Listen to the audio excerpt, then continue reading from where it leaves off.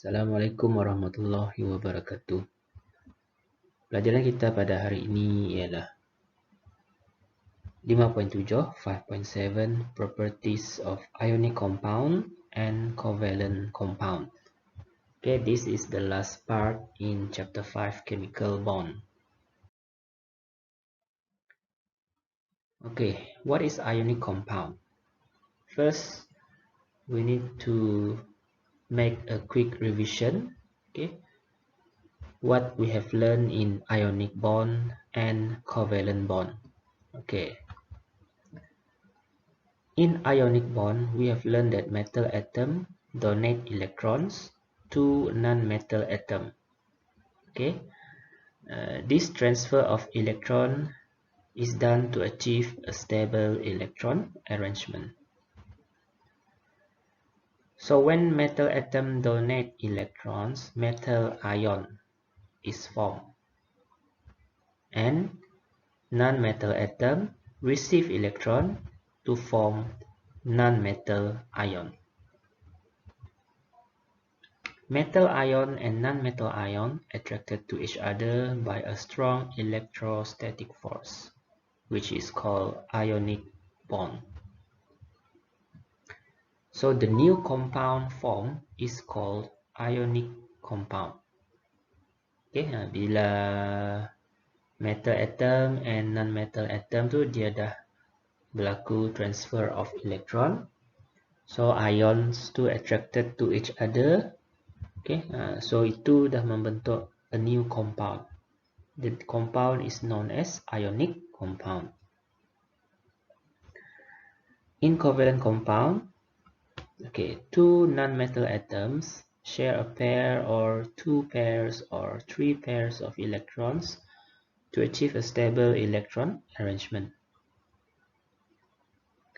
So the shared pair of electron form covalent bond. Okay, elektron, pasangan elektron yang berkongsi itu membentuklah covalent bond. Okay, so the compound form is called covalent compound. Jadi sebatian yang terbentuk itu dipanggil sebagai covalent compound. Okay, for example, oxygen and hydrogen. Okay, share electron. So the new compound is called water. So water is a type of covalent compound. Okay, for ionic compound, example of ionic compound is sodium chloride. Okay, sodium is a metal, chlorine is a non-metal. So sodium donate electrons to chlorine. Sodium will become sodium ion. Chlorine will become chloride ion. Sodium and chloride ion attracted to each other and form a new compound called sodium chloride. Okay, so this is an example of ionic compound and covalent compound. Salt is an ionic compound. This salt also known as sodium chloride. Okay, ice is a form of water. Okay, water change into solid, so the solid form of water is called ice. Ice or water is a covalent compound. As you can see, both substances have same physical state, which is solid. Okay, ice in solid form, salt also in solid form. But does salt and ice have same physical properties? Okay, which means does salt and ice have same melting point? Okay, adakah melting pointnya sama, ataupun does both salt and ice can conduct electricity? Okay, itu physical properties. Okay, so we have an experiment, okay, to determine the physical properties of ionic compound and covalent compound. So here we will discuss the result of the experiment because we cannot do it while at home. Okay, so for electrical conductivity of compounds, okay, we use lead-2 bromide. Lead-2 bromide is in solid form, which is powder. Okay, we put it into a crucible. Okay, connected carbon electrode to bulb, battery, and then we switch on the switch and see whether the bulbs light up or not. Okay, then we heated the lead-2 bromide until it melts and observe the condition of the bulb. And the experiment is repeated by using naphthalene. So the observation or result that we will get, okay, for lead-2 bromide in solid state, the bulb does not light up. When in molten state, the bulb light up. For naphthalene, in solid state, the bulb does not light up, and in molten state, the bulb does not light up.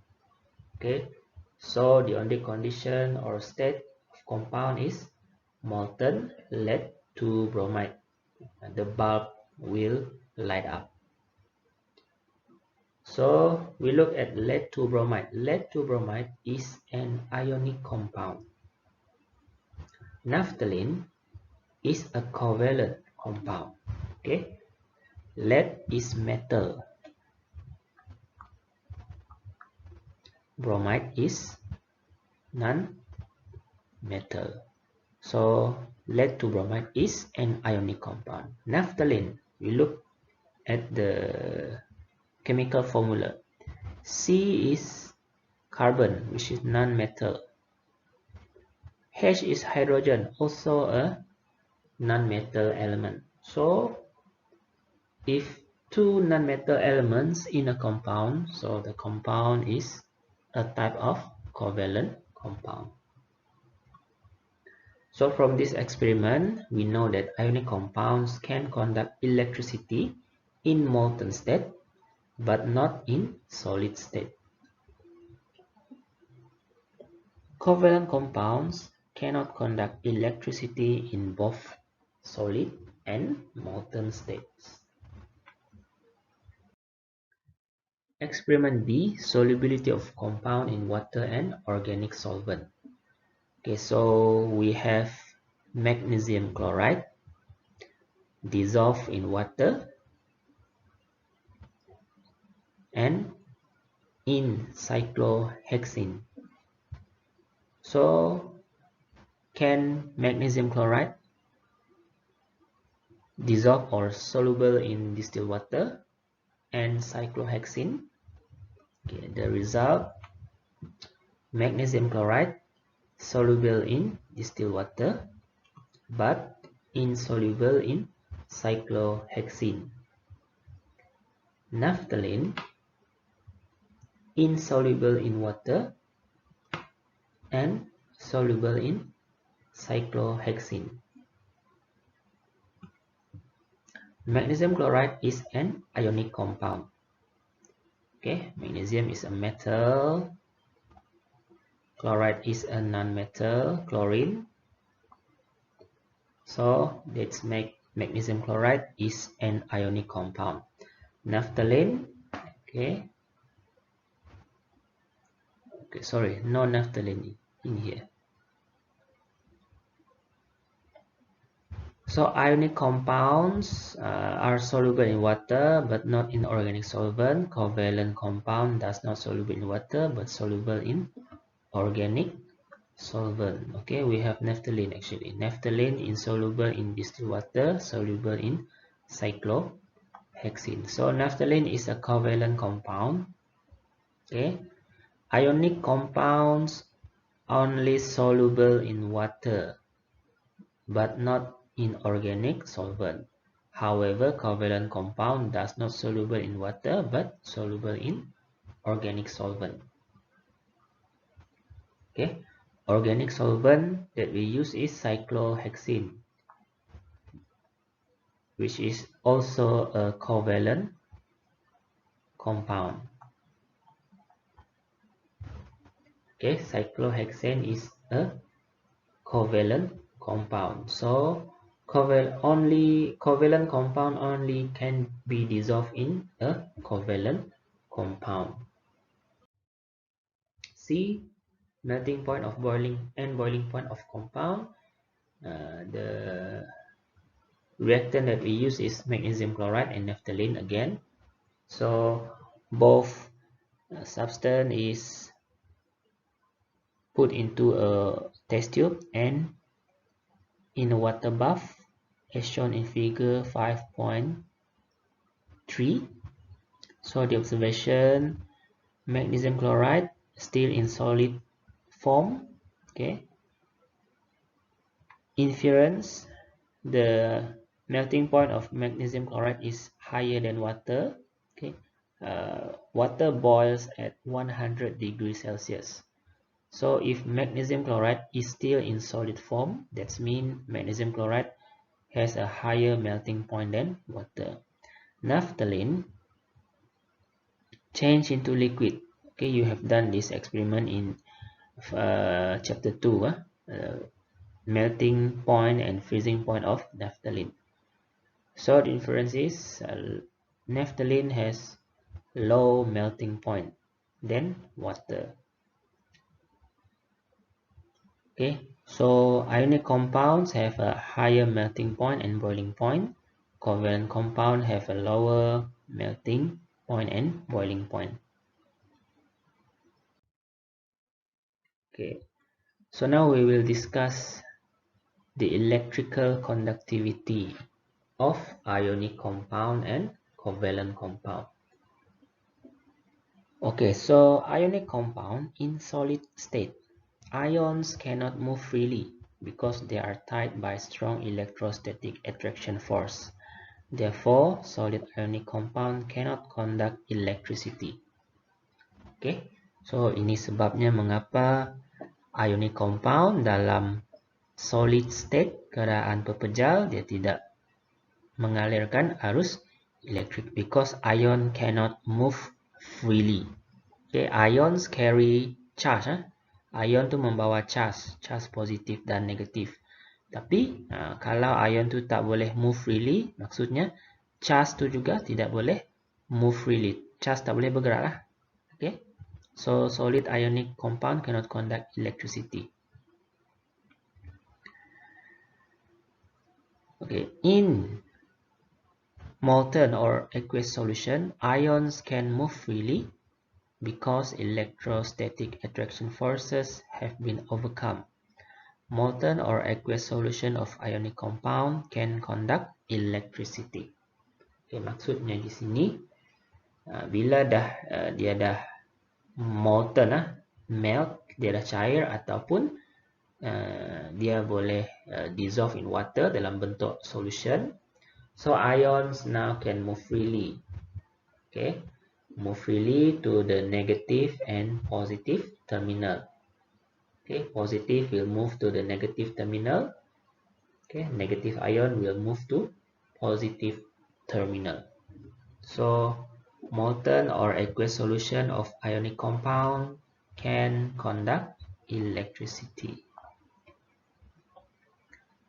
Okay, what about covalent compound?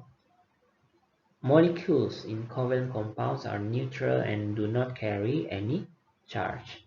Okay, so covalent compounds ni dia adalah neutral dan tidak ada charge. Okay, dia neutral.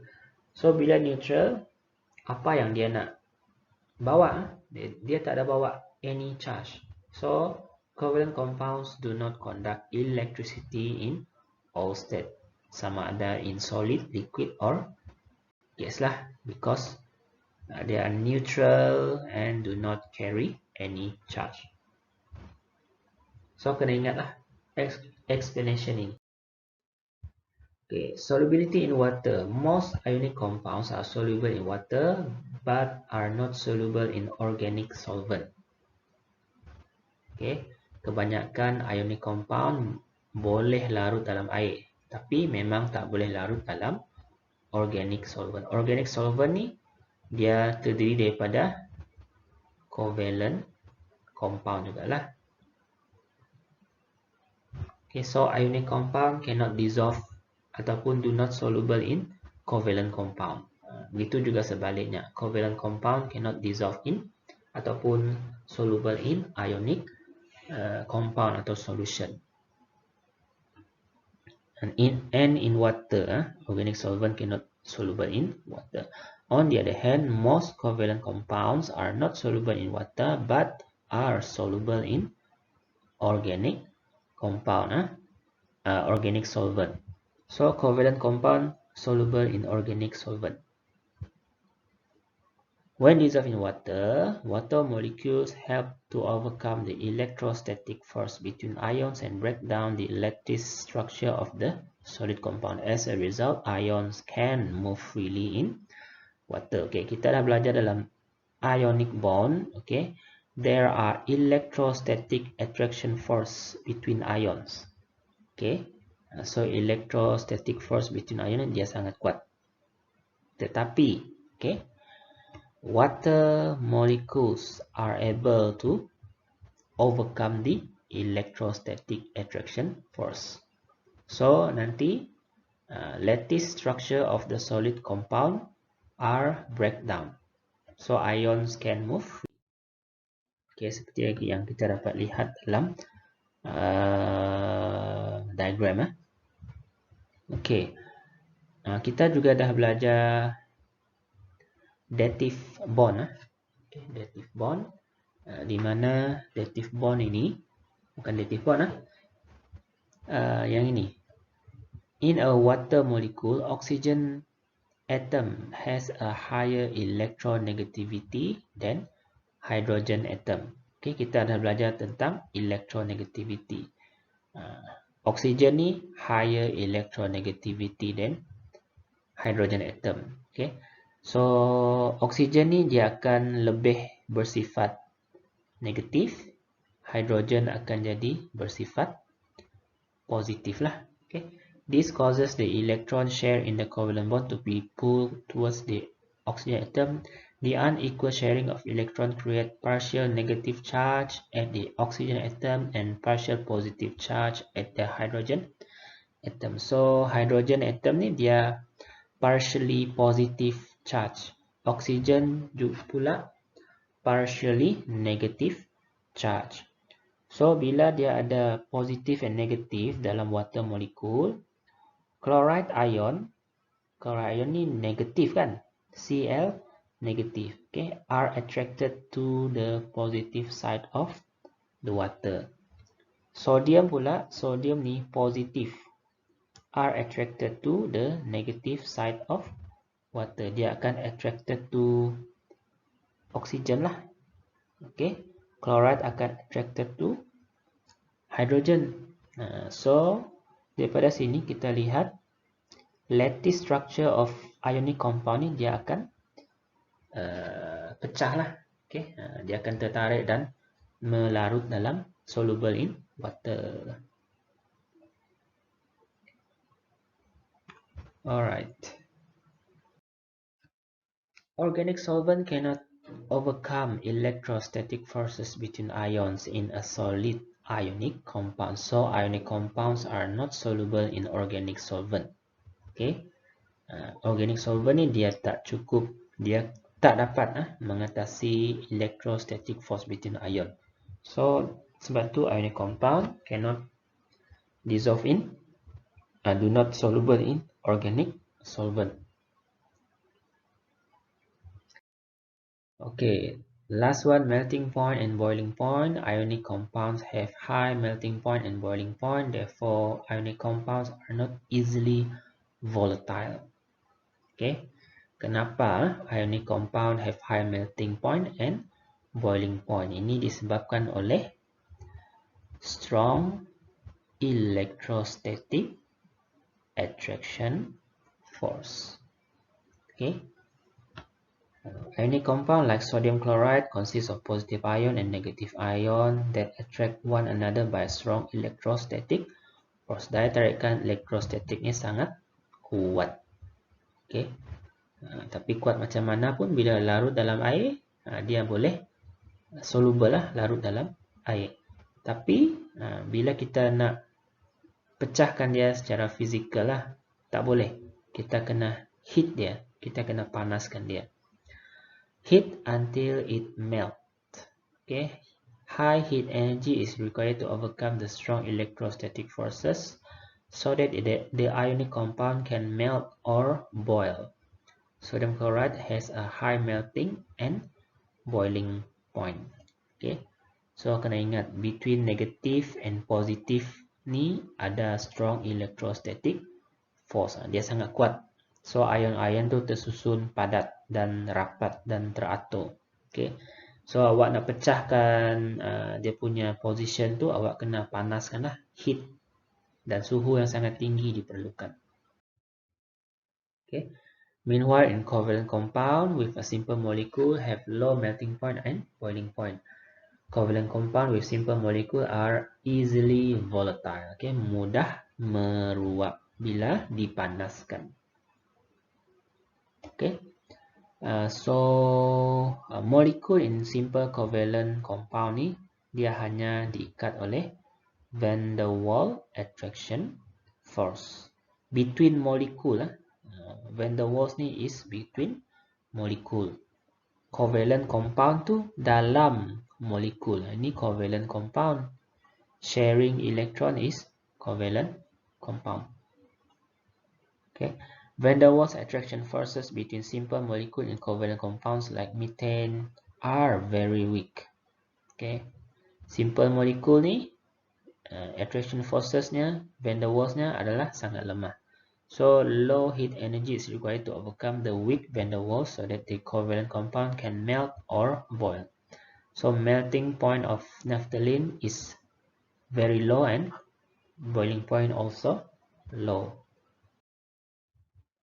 Okay, however, covalent compound, there are two types of molecular structure for covalent compound, which are simple molecular structure and giant molecular structure. What is the difference between the simple molecular structure and giant molecular structure? Okay, kita tengok. Simple ni bermaksudnya ringkas. Okay, contohnya water, H2O. Contohnya carbon dioxide, CO2. Ya, simple kan?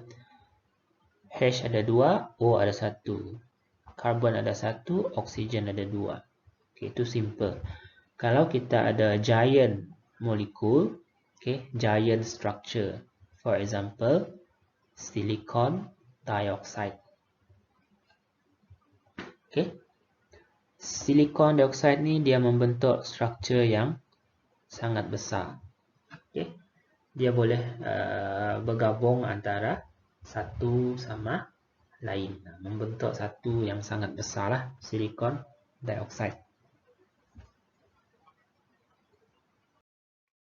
Okay, so perbezaannya dari segi structure, simple molecule are small and simple structure can be found in the form of solid, liquids or gases. Giant molecule, very large structure, usually exist as solid. Okay, biasanya giant molecule ni dia wujud sebagai solid. In terms of chemical bond, covalent bonds are strong in the molecule and van der Waals attraction force between molecules are weak. In giant molecules, strong covalent bonds in the molecules only. No van der Waals attraction forces between molecule because of its giant structure.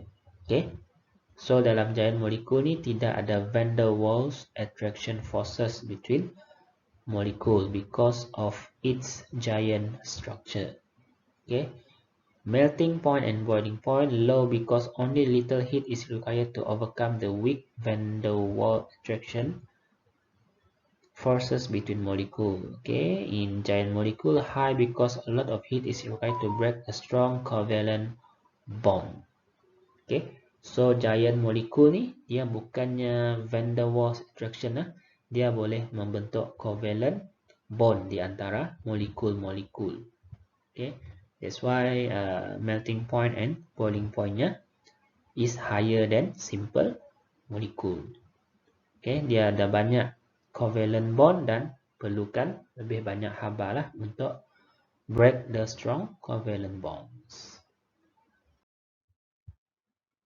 Okay, last but not least, the uses of ionic compounds and covalent compounds in daily life. Okay, kegunaan ionic compound dan covalent compound industrial sector. Okay, ionic compounds of lithium iodide is used in batteries. Paint contains covalent compounds such as pigment and turpentine solvent. Okay, dua-duanya berguna dalam sektor industri. Agricultural sector, the ionic compounds of ammonium nitrate and potassium chloride are used in fertilizer. Okay, fertilizer kita tu ialah baja. Okay, terdiri daripada ionic compound sebenarnya. Okay, and then pesticide used to kill weeds and insect contains covalent compounds such as bromoethane and chlorpicrin.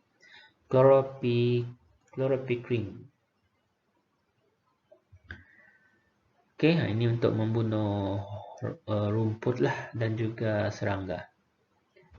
Next is medical sector. The ionic compound of sodium bicarbonate is used in antacid to relieve gastric pain. Okay, ubat gastrik kita tu ada sodium bicarbonate, iaitu sejenis ionic compound.